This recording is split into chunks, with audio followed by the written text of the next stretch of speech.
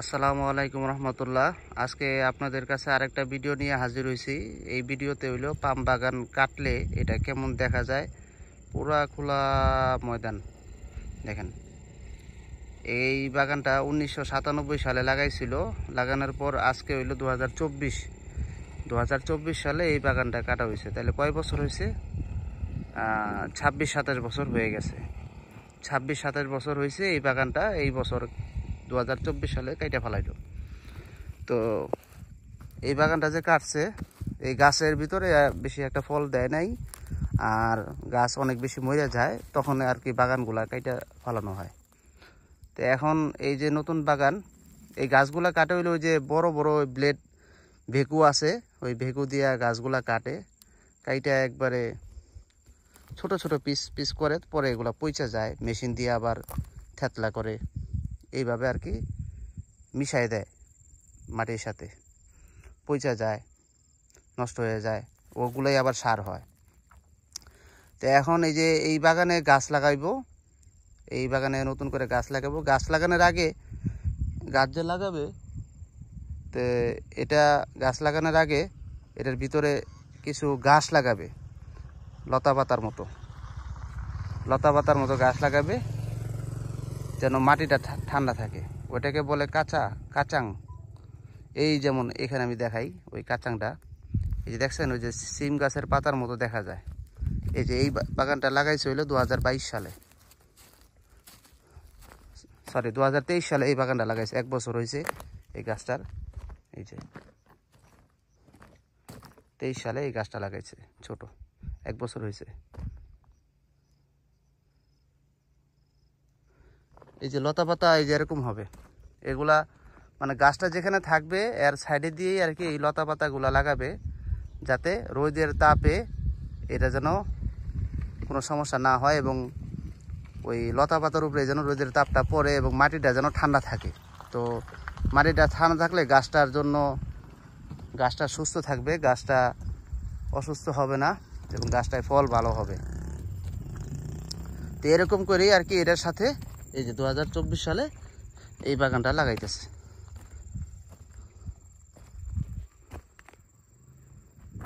তো এখানে জায়গা আছে 62 হেক্টর জায়গা। এই 62 হেক্টর জায়গায় এখনকার কাজ হচ্ছে এই যে কোন জায়গায় গাঁথা করবে। অনেক সময় মাটি যদি নরম থাকে কোদাল দিয়ে এই গাঁথা করা হয়, আবার মাটি যদি শক্ত থাকে তাহলে মেশিন আছে, হাতলের ধরনের একটা মেশিন আছে, ওই মেশিন দিয়ে এমনি করে গাঁথা করে। তো গাঁথা কোন জায়গায় করবে এটাও মাপজোপ করা হয়। এটাকে বলে লাইনিং ঠিক করে শল ধরে এরকম দূরে ফিতাটাই না এরকম লাইনিং করে। তো এই যে দেখেন এই যে লাইনিং করছে, এই যে একটা পয়েন্ট, এই পয়েন্টে আর কি গাঁথা হবে, এবং গাঁথা করা এখানে গাছ লাগাবে। তো এই যে দেখেন এই যে সোজাসুজি দেখা যায়। হ্যাঁ, আমি একটা দেখাই। এই যে দেখেন এদিকে দেখা যাইতেছে, এই যে বরাবর কিছু দেখা যায়, লাইনিংয়ের কাঠিগুলা দেখা যায়। তো আর কি এইভাবেই আর কি লাইনিং হবে, এই লাইন বরাবর গাছ লাগাবে। তারপরে আরও আছে একটা লাইন থেকে আরেকটা কাঠির দূরত্ব, মানে এক গাছ থেকে আরেক গাছের দূরত্ব মিনিমাম 29 ফুট থাকতে হয়। 29 ফুট থাকলে তাইলে গাছটা যখন বড় হবে, অনেক বড় হবে, তখন এই গাছের ডাল ওই গাছের ডালের সাথে লাগবে না, গাছ বড় হইতে সুযোগ পাবে। ঠিক আছে। আর যদি পাশাপাশি লাগায় তাহলে গাছ বড় হইলে ডালে ডালে বাড়ি খাবে, উপরে বড় হইতে বাধাপ্রাপ্ত হবে। এই জন্যই আর কি গাছগুলা একটু ফাঁকে ফাঁকে এইরকম পর্যায়ে লাগায়। তো এটা পাহাড়, এই পাহাড়টার উচ্চা হবে কয়তলা সমান?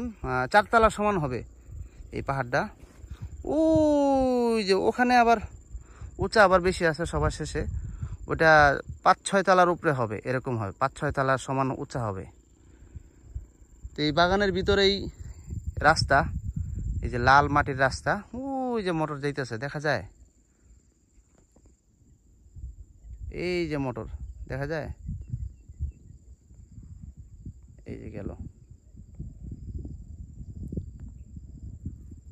আচ্ছা, এখানে আরেকটা জিনিস লক্ষণীয়, ওই যে একটা খাম্বা কিংবা পিলারের উপরে একটা ড্রাম উপরে দেওয়া টানাই না। এই ড্রামটা দেওয়ার উদ্দেশ্য হইল পাম বাগানের ছোট ছোট গাছে ওই ইঁদুর থাকে, বিভিন্ন পোকামাকড় থাকে, বড় ইঁদুর থাকে। এই ইঁদুরগুলা যেন প্রতিরোধ করা হয় কিংবা নিরোধ করার জন্য এই খাম্বাগুলা লাগায়। এই খাম্বাগুলার ভিতরে যে পেঁচা আছে না, পেঁচা পাখি, এগুলো বাসা বাঁধে, পেঁচা এরা থাকে। তো পেঁচা এরা আবার ইঁদুর মারে, ইঁদুর খায়। তো এই জন্য এই খাম্বাগুলা লাগায় এবং ওটা বাসা বলে আর কি, বাসা বলে। এরকম প্রত্যেক বাগানেই আছে এরকম বাসা, অনেক দূর দূর পর্যন্ত দেয়। এটাই হলো দেওয়ার উদ্দেশ্য। তো ভিডিওটা কেমন লাগলো সবাই দেখে জানাবেন। আর ওই যে পাহাড়, ওই পাহাড়ে আমি গেছিলাম।